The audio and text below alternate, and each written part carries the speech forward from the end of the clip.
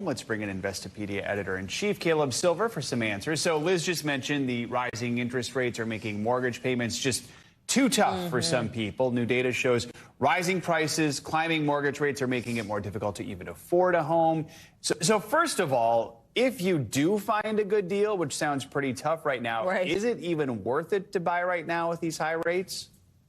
Yeah, well, it's an emotional decision, and you need some place to live. That's the thing about buying your own home.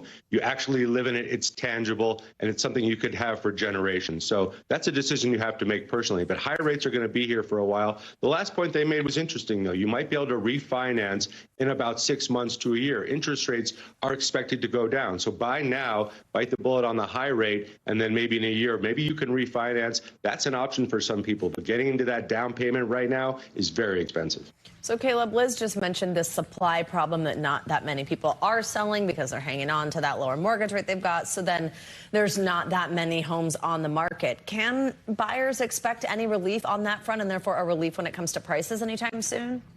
Yeah, well, they're all connected. And soon as mortgage rates start to dip a little bit, you're going to see a lot more home buying and home selling activity. But the housing supply is still not as strong as the demand. So it makes much more sense for many people to rent than to buy right now. But there's not that much rental supply. So we have a tight housing market. All of that should ease up in the middle of next year going into the summer. But you have to be patient and you have to have a watch list of the homes you might want to buy. Last I checked, you can't clip any coupons if you want to buy a house or earn any Groupons on it. So are there any tips to help home buyers cut back on costs when looking for a home?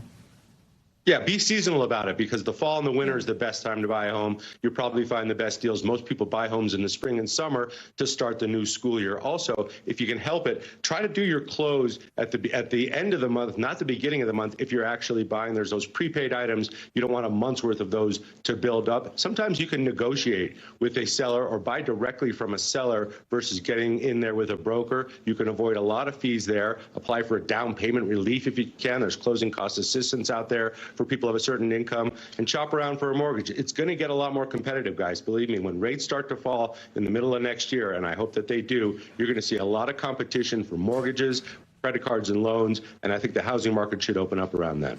Caleb, oh, go ahead. No, you go ahead. we have so many questions for you. Caleb, you mentioned that right now it's really makes more sense for some people to rent. How is the market, though, for renting? Because we've also seen those prices really be on a roller coaster. Super tight, but in terms of affordability, we talk about spending no more than 30 to 35% of your income on your housing, whether that's a mortgage or a rent. Makes a lot more sense to rent right now, given prices, depending on the city, not New York City, but depending on the city, it makes a lot more sense for families than to save up that money for that down payment and then be able to afford the closing costs and everything that goes into that home purchase. Thanks for watching. Stay updated about breaking news and top stories on the NBC News app or follow us on social media.